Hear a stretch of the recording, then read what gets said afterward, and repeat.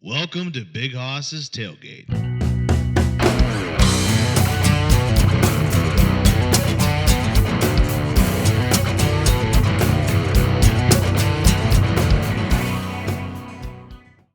Cool. And we're live. So what's going on? I'm with Jeff Fieldhouse here, Pittsburgh comedian. You said you're from Etna, right? Yep, Etna. Yeah, I don't know why. I was telling you before. I was like, yeah, I don't know why I thought you were Greenfield. I was like, that's Mike Zidell and them guys. Yeah, it's a similar vibe, just on the other side of town. Heck yeah. Yeah, I'm from like Washington County area, so. Fuck yeah. Yeah, small coal mine towns, you know? I think when I started off, I was like, my first like joke about Washington County was like home of like failed coal mining towns and fentanyl. Yeah. A little bit, you need the fent to get through the hours, you know? Yeah. You work hard, you got to party. Exactly. You know, you have to have it. If you're going to have a, I guess steady grind, then I guess you have to have a hard come down, I guess. Oh, 1,000,000%, brother. So how long have you been doing stand up for? So I started in high school at 18 and I'm 29. Oh shit. So 11 years. Okay. Yeah. How long? I mean, like, is it hard like when you're starting like at 18 because you can't go into bars? Like that's where most of the mics are. Yeah. So the Pleasure Bar. Okay. Still allowed you, and Scarps allowed you, but I was only allowed to go up when it was my set, and then I had to leave. Okay. So they let you hang out in the back, right? Just don't be smart. Yeah, and then I moved to Florida right after high school to go to film school, and there was a lot of open mics at coffee shops and everywhere else in Orlando. So that's where, for probably like 4 or 5 of the years of it, I did Orlando and West Palm. There was just a lot of comedy out there. Oh, nice. That's what I had a buddy like during COVID. He went. He played music, and he would go down to Florida, and he's like, dude, the tips I make in Florida are nothing compared to here. Like, oh, yeah. Well, and the only thing I didn't realize is I was kind of starting comedy in Florida, even though I started in Pittsburgh. I did it a handful of times in high school. But then once I moved after high school, starting in Florida, it's a way different reach in the sense of they weren't listening to the jokes in the same way East Coast comedy is, to where the crowds like hear more jokes. They're more in like, it's a vibe. Like the weather's nice. They're there to listen to music and stuff. So you almost made yourself had to be like more entertaining to get their attention. Yeah. To when I came back to Pittsburgh, I was like, oh, they're listening to premises. This is fun. Yeah. Opposed to me just feeling like I had to get right to them. Which, looking back on it, was great because, like, you had to kind of get that skill of getting right to the point. Yeah, it's like, it's weird because it's like now in Pittsburgh, it's like there's some mics, they won't even listen to you at all. Like, or like the best part is when you're sitting in a mic and you go through and you get nothing, and then there's one dude at the bar goes, that was good. Yeah. And he goes back to doing his thing. Like, really, man? Like, at least I know you guys are listening, but damn, like, give me a little bit more response on that. Yeah, it sucks. Oh, man. What was the, like what I mean, you said you've been doing 11 years. Like, what was there a lot of mics when you were doing it then? Like, or was there? Yeah. Because it seems like now, like the mics like are kind of like hit and miss. Like, there's not as many. Like, when I first started, it seemed like there was a bunch of mics, and now it's like. Yeah, after COVID, it became more like a scattered island and stuff. But yeah, there was a lot of mics. But the best one was definitely Ham Bones. Like twice a week, you could go there, and you knew like Mondays and Thursdays it was. Where was Ham Bones at? Because I never like heard of that as a club. It's where the Derby is. So right in Lawrenceville. Do you know where the Derby is? I think so. I know Lawrenceville. Do you know Condato's in Lawrenceville? Yeah. It's the building right across from Condato's. So it was Ham Bones was like their go-to where they would have comedy open mics. And then before COVID, Derek Minto and a few other comics bought it, and they turned that area into Burning Bridges Comedy Club.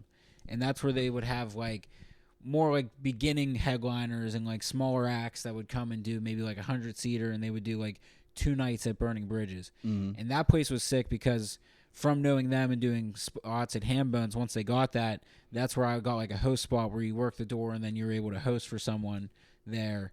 And it was just the best on Thursday nights because it was just always packed and always just had like pretty much every comic in Pittsburgh being there. So that place was great, and all over, like Smiling Moose in the South Side, D's in the South Side. There's just like a shit ton. Smiling Moose just closed down. Yeah, which is really sad. Yeah, because I remember going in there like pre-COVID. Like I remember going like just when South Side actually used to be cool to go down to. Yeah. Now it's like, I gotta wear a vest before I go down there because it's more boring. I feel you outgrow South Side quick. Yeah, and I feel like there is quality mics still. I don't know. I feel like if you're going for the hang and get to know people aspect, it can maybe be harder in the sense of trying to find certain spots. But I don't know. I feel like Pittsburgh comedy in the sense of there may not be as much, but it's way more communal. You can definitely find your groups. Oh, yeah. And kind of move and groove. And there's so many people now that before they would wait on people to start rooms, and now it's more DIY where people are starting their own rooms. Yeah, might as well just kick one up somewhere. Like find a bar that's like, I don't care what you guys do. Go do what you want. Or if like you're at a place and you know, like, oh, I'm from here. I can get 25 people here every month. Mm-hmm. I can pack out this show. Why aren't I doing a show here? Then all of a sudden you start doing it. I think that just opened a lot more people's eyes and shit. That's how we were walking down Southside and like trying to see like different places that you could like put up a show and stuff. And I walked into like Tiki Lounge. Did you ever see like the back room of Tiki? Like go in during the day. I did like, a show at Tiki Lounge. That would be cool. Like, is it that back room? Like no, with this? it's the front room.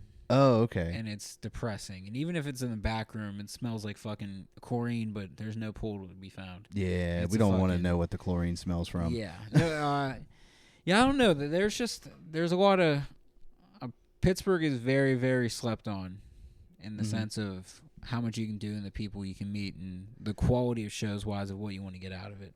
Well, I just seen Bottle Rocket is teaming up to have they're like an improv group, I guess. Yeah, the so Upright Citizens. Yeah, the UCB. So they're coming and they're gonna have like their own school over in that Allentown, and then they're gonna like use Bottle Rocket to host a shit ton of stuff from where it's like improv classes to headliners. Because this like past year and a half, 2 years, Bottle Rocket's been having like so many killer headliners where I was like, wait, what the fuck? How'd they get these people? Yeah. And then once you see that, you're like, oh shit, there's some serious moves we made. Yeah, there was a guy I seen coming at the end of the month, and I was like, I want to see if I can get this guy on a podcast.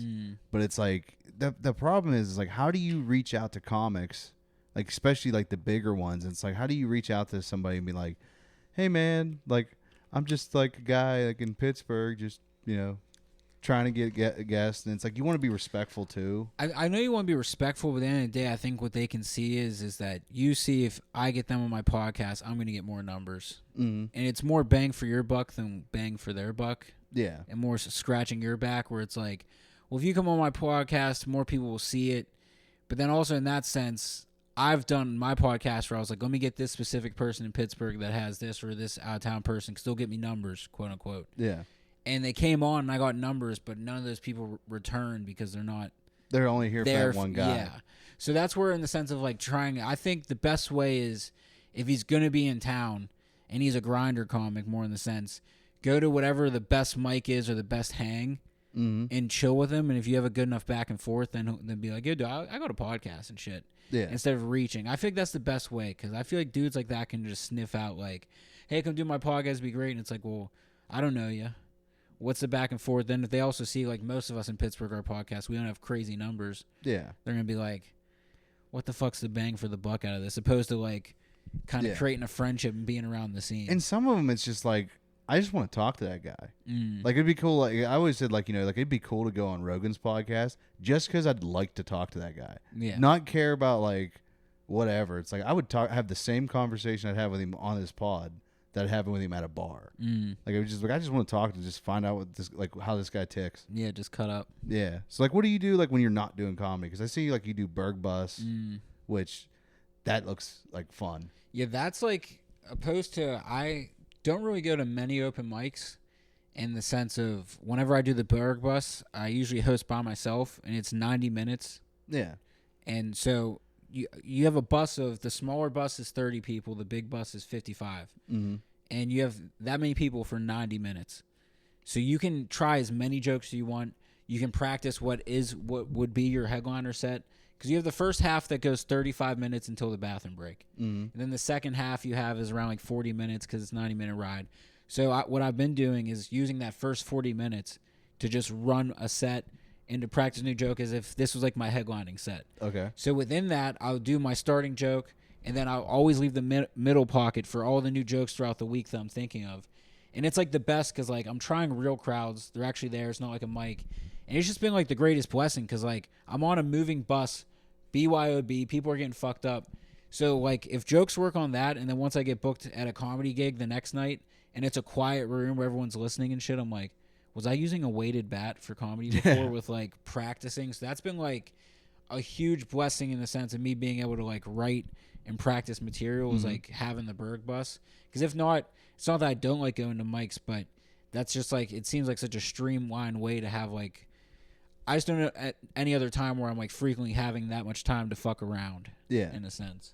Yeah, because it's like I always see like you guys, and I'm like, damn, I don't know how you guys are like, because it's like, I think what you guys do like a tour, right? Like around the city. Yeah, so it starts in the convention center, and then it goes like North Shore and all that. But what I do at night, I don't do a tour, so I don't tell you about the city. Okay. I don't know fucking facts and stuff. That's why I told them, I was like, this isn't the fucking Ducky tour. Yeah. This is a comedy tour, cut up, we're getting drunk.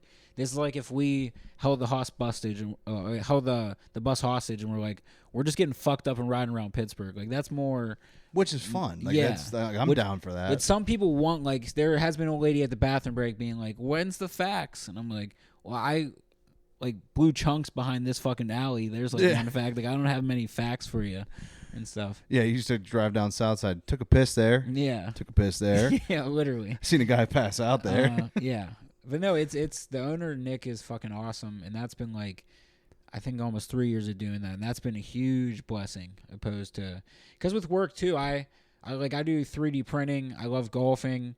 I'm getting married in August. Like I do a lot outside of work, so I'm very grateful to have that. Because if not during the week, there are like, especially now, I've finally carved out more time with my work schedule where I have like Mondays and Thursdays down, and there's like 2 or 3 mics on those days that I would like to go to. Then I'm like, oh fuck, I would love to go to Smalls on Mondays because that would be so quick and easy, and especially Thursday. So like, I'm excited to start to get back in that rotation, kind of have that going. But it's just been sick having the Burgh Bus, honestly. That's like on Wednesdays. I've been driving out to like Niles, Ohio. Yeah. And they have the funny farm up there. Yeah, I forget. I think Louis was just telling me about that. Yeah, He dude, says it's awesome. It is crazy because it's like, it feels like a real comedy. Like, I mean, it's basically a real comedy club. Yeah, and they get real comics too. I mean, Louis they're C.K. awesome. was there a couple months ago. Yeah, I saw what's it called? I think my cousin saw T.J. Miller there last year and shit. Like they get real comic. That's the other thing about having the smaller clubs too, is like when you see guys like that doing it who are just making it happen. Yeah. That's all you need, man. Like, you just need a room that can fit people that are killers. Like, I do these random VFWs all over for the Steel City Comedy Tour. Yeah. And it literally is so cool because you walk in these little VFWs that are just packing 80 people in it, and you're like, oh, this is all you need just for a comedy show. Just dim the lights, good sound, and it's fucking a great time. It's just hard to get people to show up to things. Like, that's the... Yeah, that's the whole... But I knew people who were in bands. They had the same issue. Like they're like, yeah, we're playing this bar, and like they'd like share it all the time. And then when they get there, there's 10 people, and they're like, what's going on here? And they're like, oh yeah, like I guess there's another thing in town, or like, yeah, there's like an egg painting festival. Yeah, it's something like, stupid. You're like, always something. Yeah, yeah. Because I went down. I think, yeah, there's a couple of shows I went to. It's like you got there and you're like, I'm so pumped for this, and then like nothing, and you're like.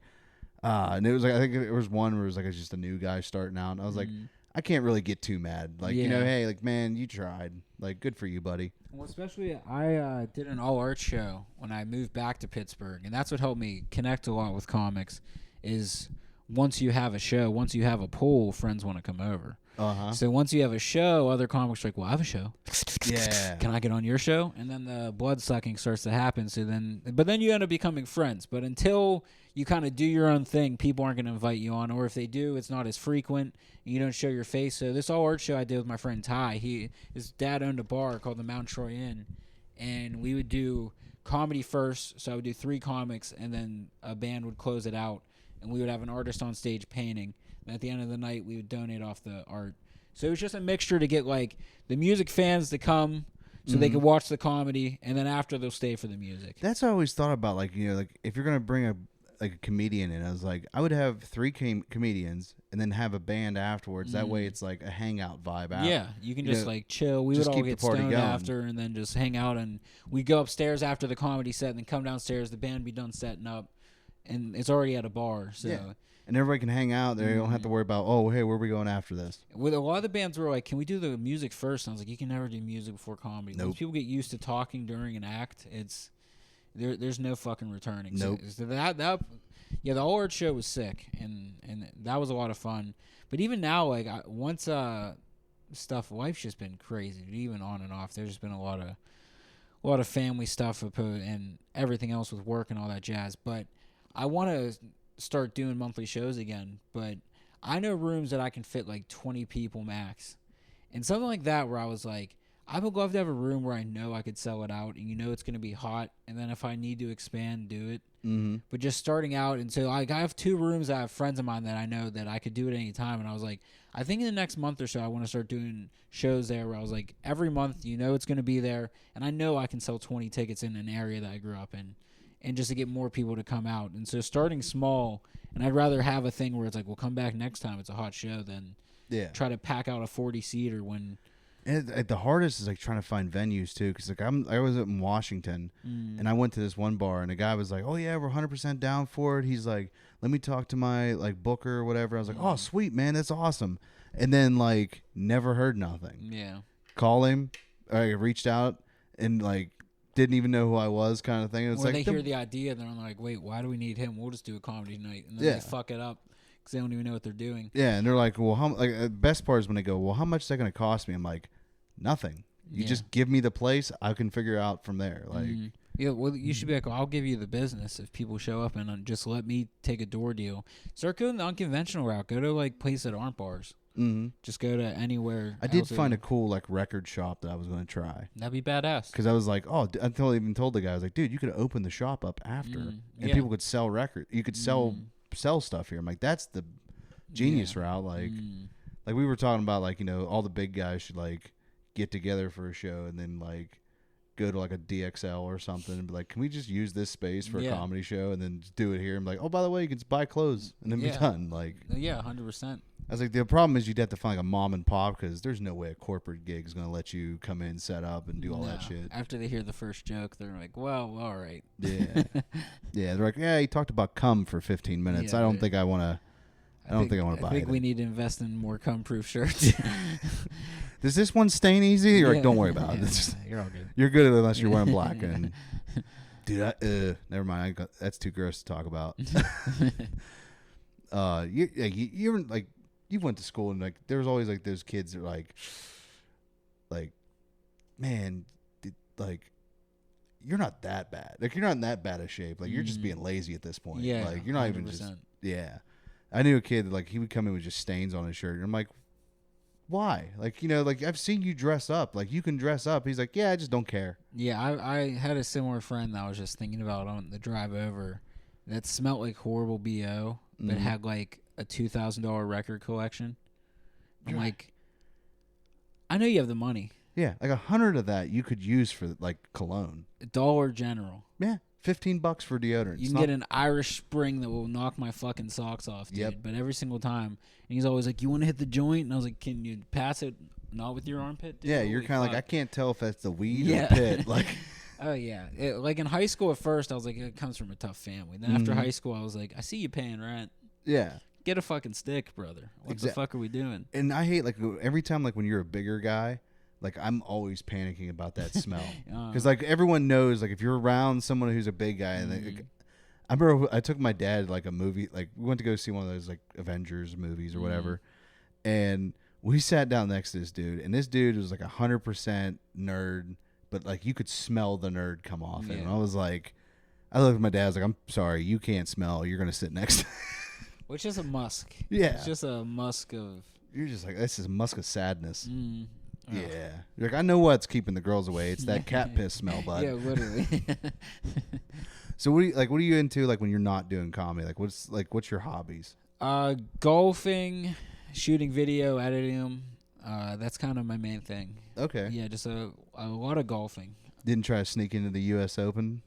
No, I'm the type of guy where I like doing the sport. I've never been a big sport watcher. Even growing up watching sports, I'm just a very, like, neurotic, overthinking guy that I feel like I have too much on my plate to, like, keep stats of other people. Yeah. Like, I shit my pants last week at a Walmart, and I'm worrying about Aaron Rodgers maybe fumbling. Like, I fumbled. Yeah. Like, I need to figure out my shit. Like, even, like, I was driving home from work, and I was like, oh, fuck, I didn't place any bets on the U.S. Open. And I was like, I still have to respond to Xfinity. Like, I got too much shit I got to do. Yeah, you're like, is John Daly playing? Throw 50 on him, I guess. Like, yeah, literally. Okay, Scheffler. Yeah, there's an odd he'll win it. But, yeah, just mainly golf and That's pretty much golf and cooking in videos. That's I had a buddy of mine, like he was telling me like he's a big golfer and he's a huge John Daly fan, and he was like telling me John Daly stories, and I was like, this dude is a fucking legend. Why is there not a movie or a TV show based on him? There needs to be. Yeah, he's like an unsung hero. He still like pulls up to the range smoking cigarettes. He'll take one practice shot, like we're good.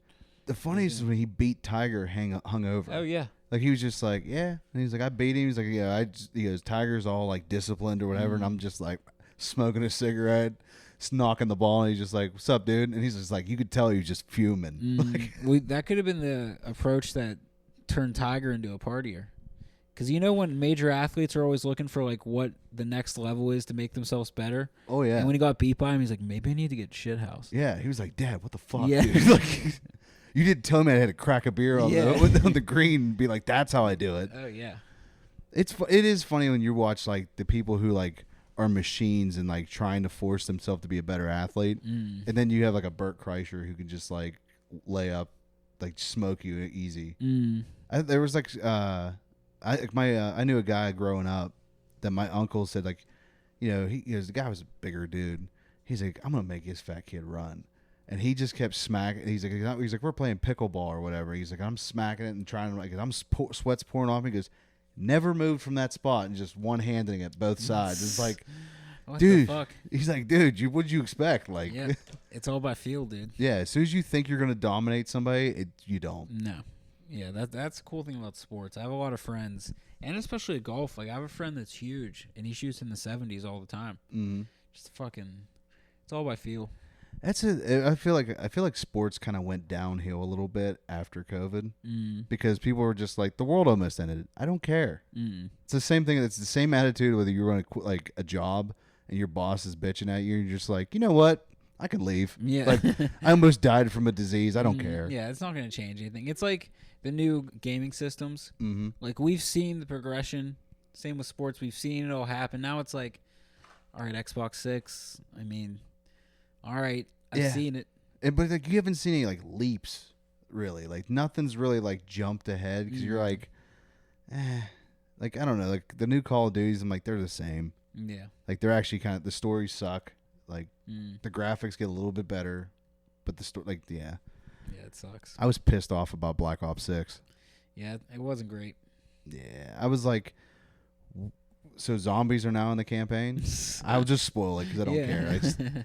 And then Modern Warfare 3, I refuse to pay money for. Yeah. When I seen how they screwed everybody over, it's basically like, yeah, this was DLC for Modern Warfare 2, and we just said fuck it and we'll put it out.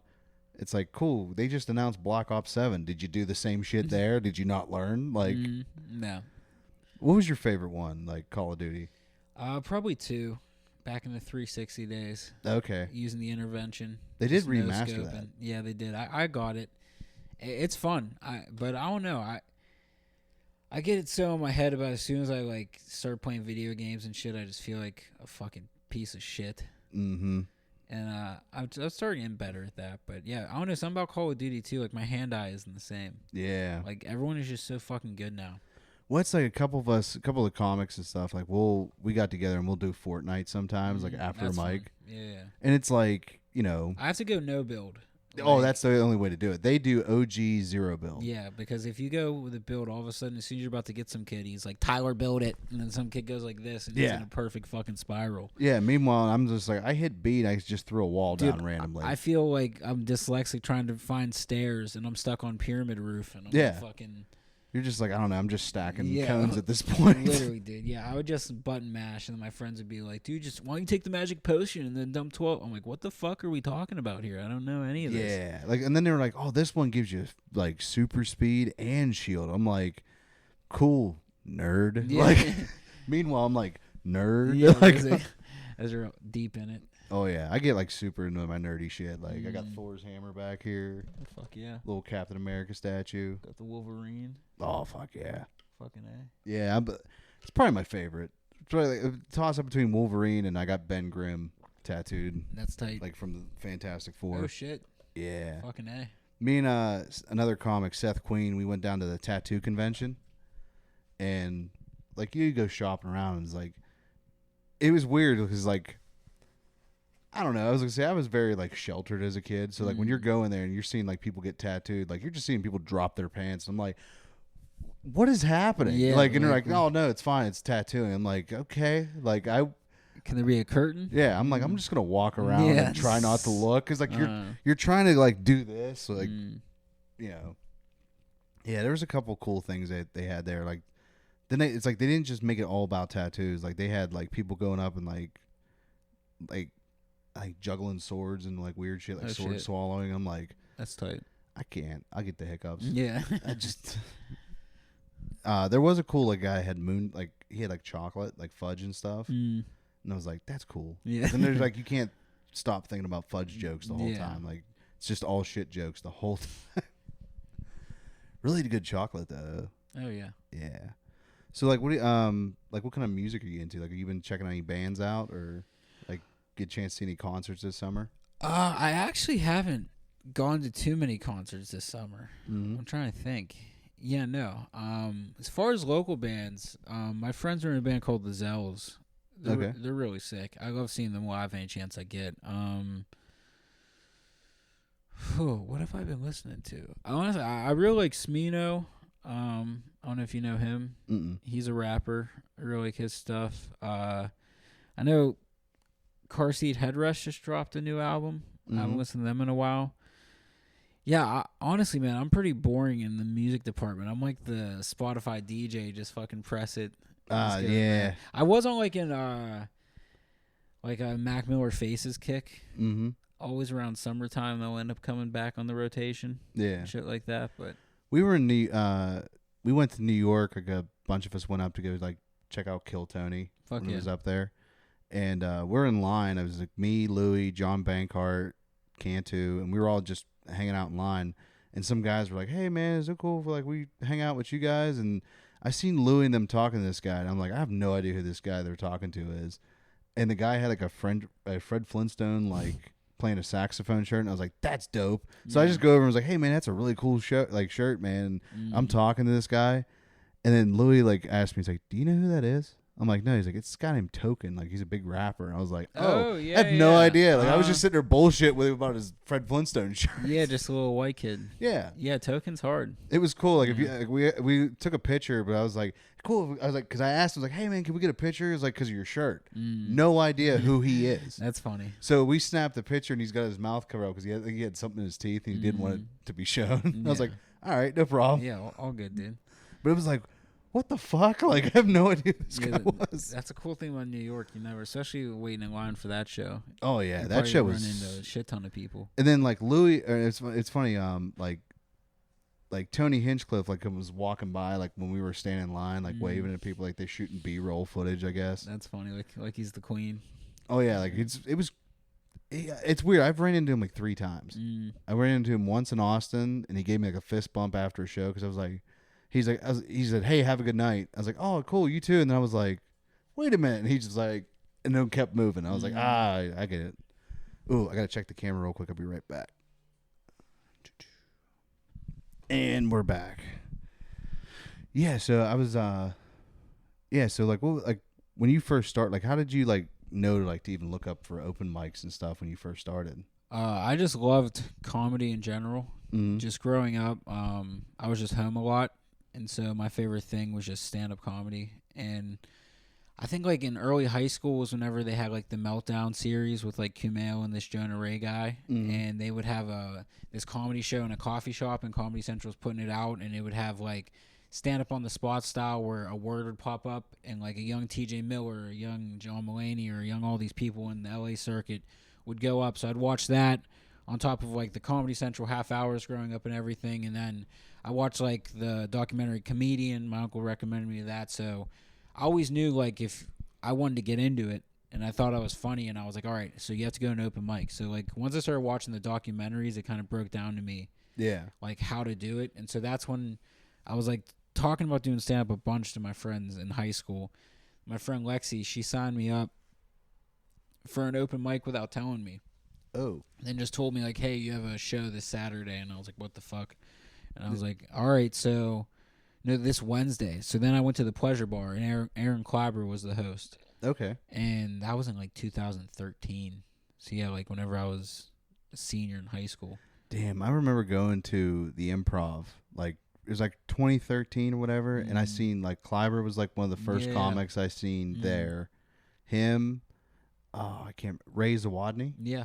Him, and there was a guy that won Last Comic Standing that lived here. Like he just moved here at the time, and he had this fucking joke that I was laughing my ass off. Where he was talking about people getting offended at shows, and he was like, "This woman got offended over like a missing kid joke," and it was something like that. And he was like, "So one year." He's like, there's so many missing kids or whatever. Because in 1 year, because every year I try to give back to the community by letting one go. And he was like talking about how offended she was, and I can't remember what that guy's name is though. It could be like John. It's like John or something maybe. I'm not sure. Yeah, I haven't seen him in years. But like that was like the first show we went to, and then I think we seen Brent Ernst. Yeah. Like the second one. Then we started like going to shows all the time. Fuck yeah. Yeah, I've seen Ralphie May there once. Lavelle Crawford. Yeah, I think we went for Charlie Murphy one time, and fuck yeah. I don't think it was we were blasted drunk. We took a party bus down there. So you're pretty turnt. Yeah. Who was like your big like influences like when you were starting like comedians that you're like, oh, I like this guy's vibe? I was listening to like early Tuesdays with Stories, so like Mark Norman, Joe List. Especially, like, Mark Norman, his name was getting tossed around. I was listening to, like, Amy Schumer on an early podcast, and she brought up him as his opener. And the Stand Comedy Club would post roast battles back then. So on YouTube, I was watching a lot of that.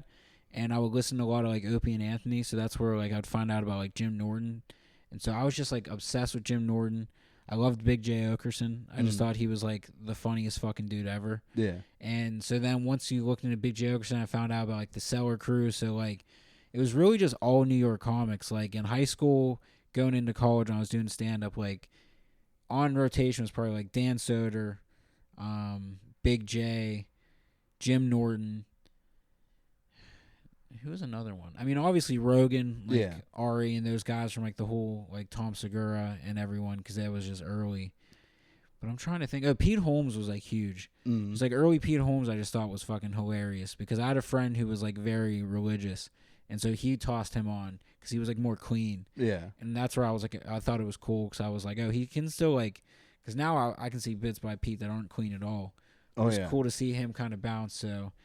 Yeah, it was kind of like in L.A., New York. Like early high school, I was listening to more L.A. people just watching like the Comedy Central stuff. And then towards the end of high school is whenever I would listen to a lot of the old Opie and Anthony's on YouTube.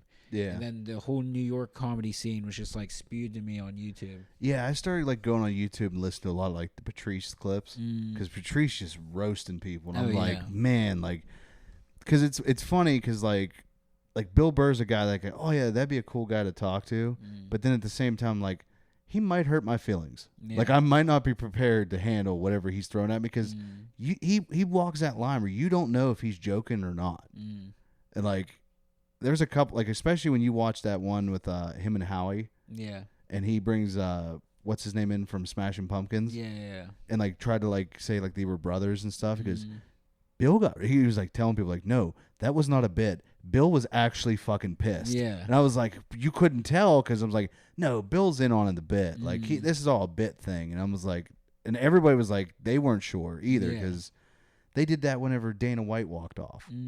Like, they were like, everybody thought that was real. And then Dana was like, no, it was a bit. Like, I just was tired of doing podcasts. And like, oh, you should walk out. No, and then you're like, I don't know. I hate, like, how many times do you get fooled by that? Like, the manufactured, like, I don't know what you call that.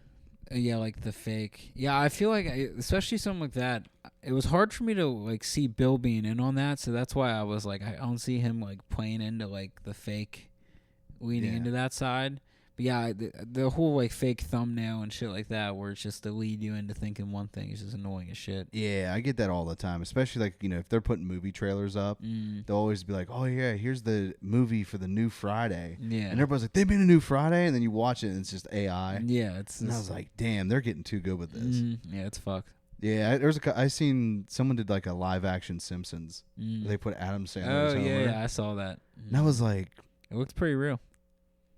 I'll tell you what though, I wouldn't rewatch like the earlier Simpsons. Way funnier than the new seasons. Oh yeah. Like they were. Well, the writers' rooms back then was like all the top writers before they blew up.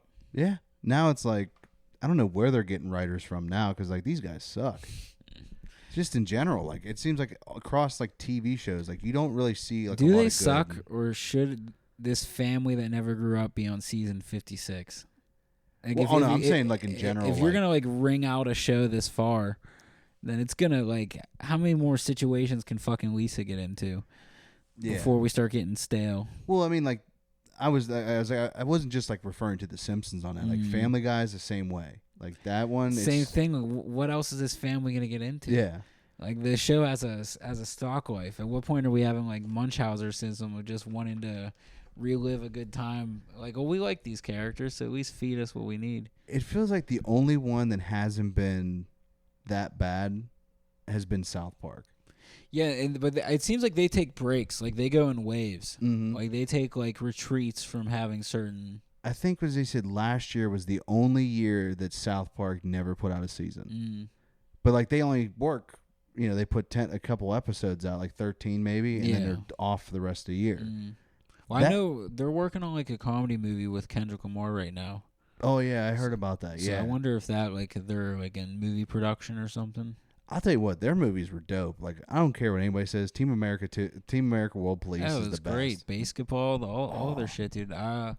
I was cleaning out my grandparents' place recently, and they found like this old VHS of like an old original movie that they made about like I think Matt or Trey being a porn star. Oh, Orgasmo. Yeah, Orgasmo. Yeah, I saw this VHS and I was like, what the fuck is this movie? Yeah. Yes, I still have to watch it, but I found it. My pap had like, that. He had like all this like super random old comedy. Dude, it's always weird whenever you find like anything like sex related and you find out it belongs to your grandfather. Oh, dude, I have my storage room right now is filled with 20 boxes of old classic Playboys that I'm going through because my uncles were like, there's some really good ones in here. Like, dude, I have Playboys from like my whole extra room. It's so funny, but like my fiance, she's like telling her coworkers, like, yeah, we got Playboys. We have to go through. They're nice and stuff. It's just so funny to look back. Yeah, and I haven't once thought about. Yeah, it is weird. Yeah, because like, well, it's like like when my grandfather died, they went up like went looking through the house. This man had boxes. Oh yeah, like just stacks. Like it was like one of those.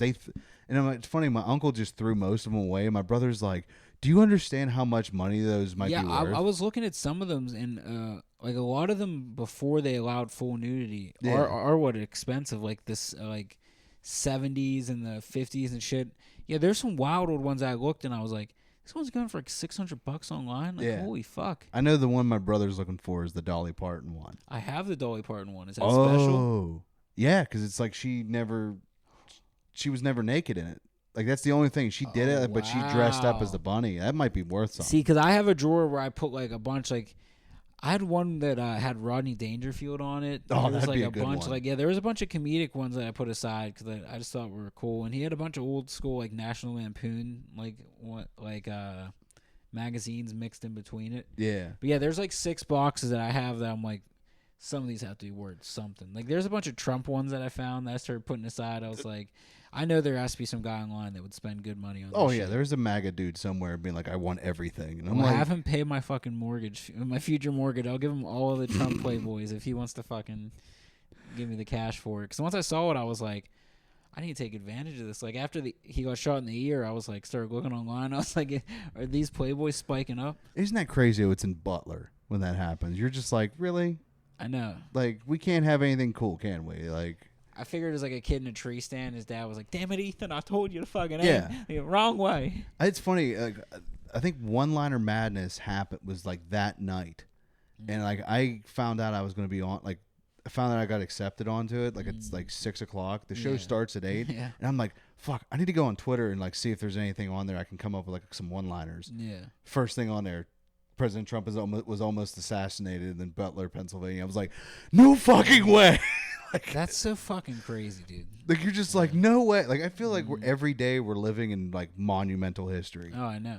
Like I think it was at the time of recording Monday we had the L.A. riots happening. Yeah. And I'm like, that's crazy. Mm. And it's like, I don't know. I try not to like talk about like current events because it's like I have my thoughts on it, but I don't think anyone cares. Like, yeah, most people are coming to shows to like zoom out of that shit, right? Anyways, and some people, unless you can make it funny, like there's ways, like there's certain comics that can say what's going on about something, and they're not even like saying what side they're on. They're just saying like the absurdity of it and shit. We're like, dude, like what the fuck is going on? Well, like the bad thing about like any like someone told me like to begin with, like I think the first joke I got that got a really big laugh was when Pee Wee Herman died, and I said that I wonder if that was the secret word of the day because he had cancer. Yeah. And it got a huge laugh because it happened the night of, like day he died, like it was announced. I told that joke, and someone was like, "How long do you think that's gonna last?"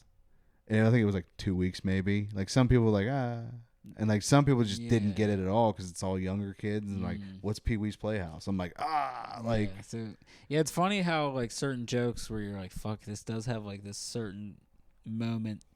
And then all of a sudden, the zeitgeist is just fucking right past it. That's what's weird is like, you know, when you go to the like some bars, you go to the open mic and it's all like 20-year-olds, and you're like, shit, I have nothing that's gonna make these people laugh because they're all like, I don't speak like the language or anything, and it's weird. It's only a 10-year age gap. Yeah, but you're still like like.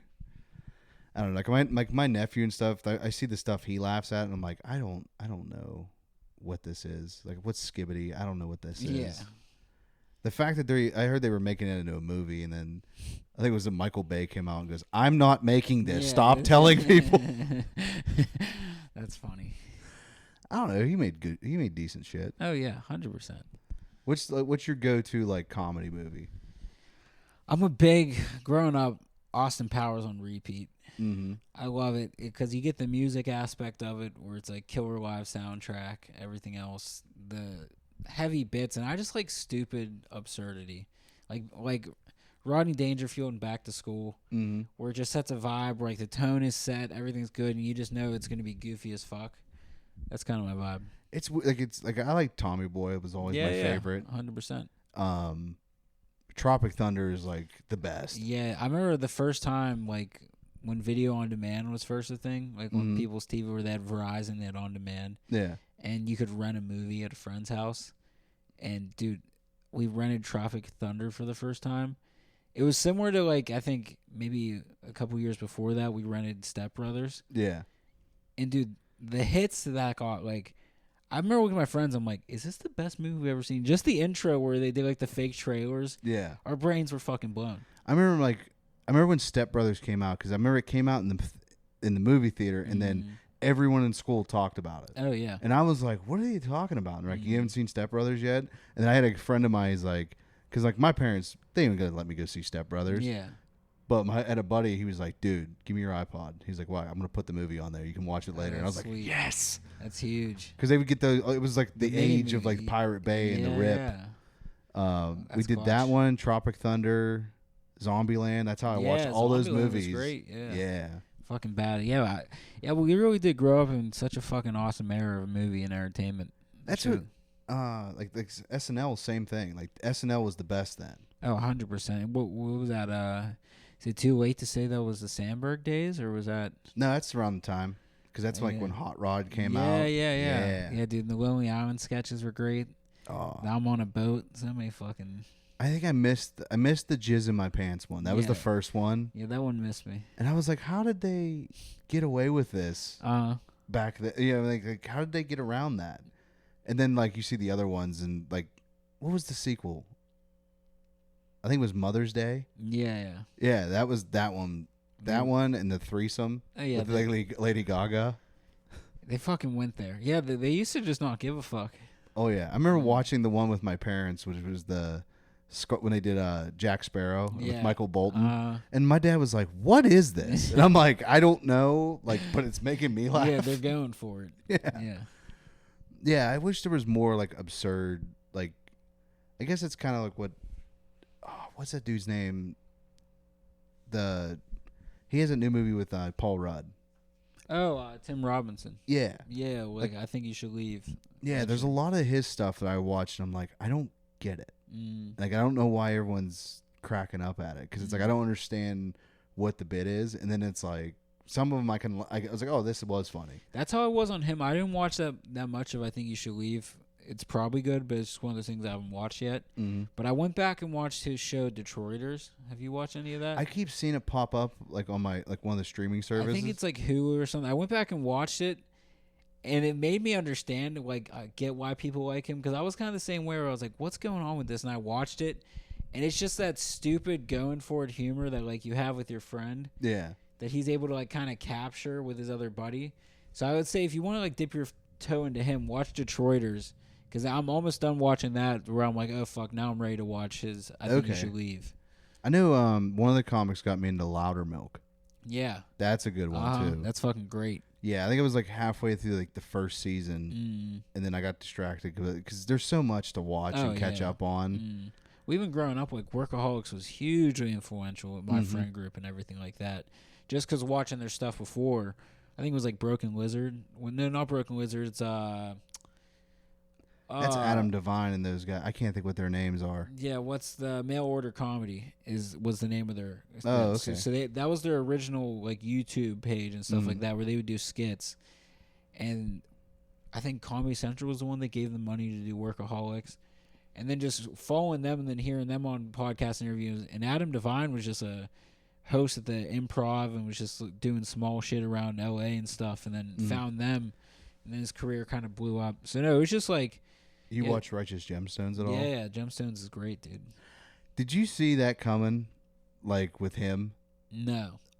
Like, with Adam's character in, like, the last season? No. I was like, maybe? Because I thought they were just going to keep that going. Yeah, like, just kind of teasing it. Yeah, like, maybe they are, maybe they aren't. And then the last season, they're like, no, full. Yeah, they tripled down. Yeah. You know, I wasn't expecting that full turn. Yeah, and it's just the way they went back and forth with it. You're like, that's probably how that would go down. Yeah, 100%. Yeah. Yeah, that show's fucking awesome. Dan McBride's the man. Eastbound and Down growing up, like, that was a show on Sunday our families would get so excited to come over from my grandma's house because we all were going to watch Eastbound and Down on the TV. It's weird.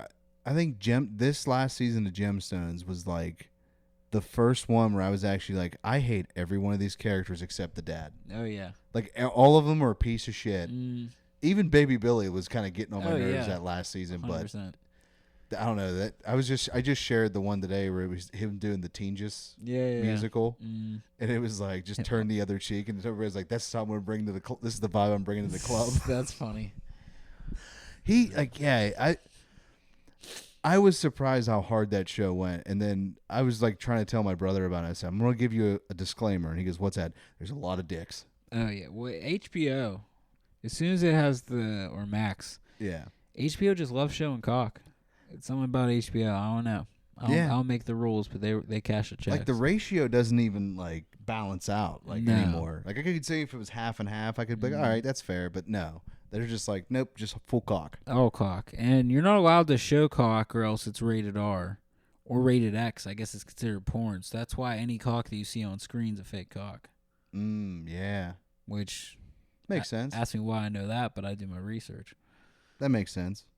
I like when they were like, I think they were interviewing the guy who plays Baby Billy, and he was talking about someone guy's like, dude, is that really how you look? He's like, no, because that's an 80-year-old man, because they have him as a stand-in. I was like, what? Are they photoshopping his cock in the same area kind of thing?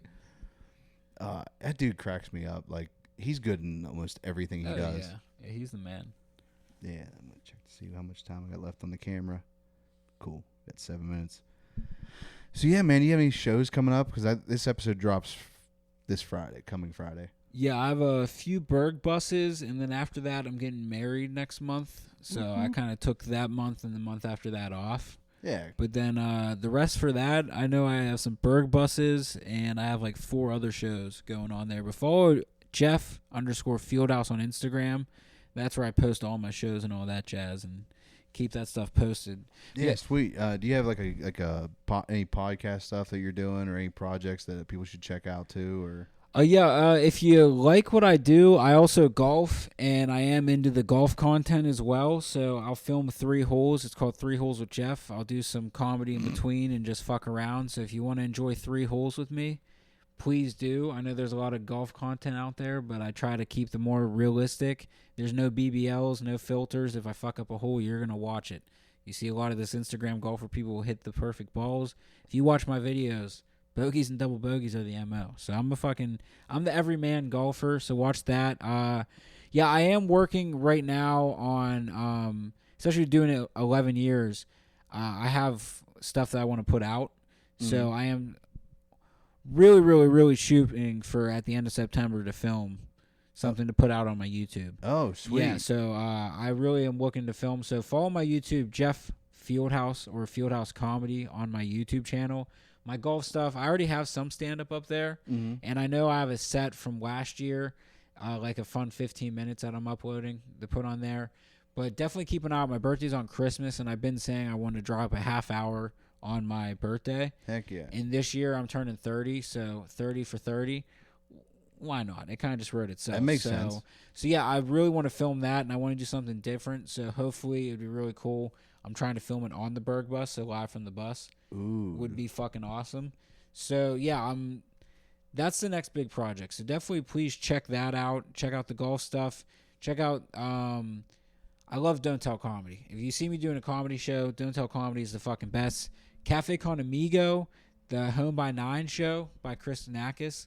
It's a local show where you're literally home by 9. Talk about doing stand-up comedy in front of like a crowd that you would think that would hate you, that's like older and more Dude, rich. I did that. They're open, dude. Yeah. They like dirty. They're open for whatever. So that's the fun stuff about doing a little bit of everything, dude, is it just shows you that like when you're looking for rooms to do comedy, don't sleep if there's people. Dude, I love that place. I love how it's like a rainforest in there. You're just like, fuck yeah. It gets so bougie so quick. Like every coffee shop I go to is like on the side of a Sunoco, like their coffee section. I walk into that place, I'm like, I wouldn't afford a coffee here if I wasn't fucking doing a show here. Dude, one of the coolest places I seen a show at was Corner Cafe. Yeah. Like that back room area. I was like, this feels like it's straight out of like the Goodfellas. Uh-huh. Like you're waiting to see Tommy get whacked when he comes in the door. Yeah, dude. And like right on the top of the hill on the south side, like the way it's pushed back, it just has a cool. Yeah, parking cool sucks, vibe. but you know. But welcome to Pittsburgh. Yeah, I have a crazy story about something that happened near that location. Oh, I can only imagine. Oh yeah, I'll have to tell you like off pod about that That's one. funny. But all right, guys, that'll be it for this episode. Check him out. Fuck yeah. Heck yeah, go on the Burgh Bus, take the tour of Pittsburgh. Follow Haas, he's the fucking man. Hell And yeah. yeah, fuck yeah, thank you. All right, see ya.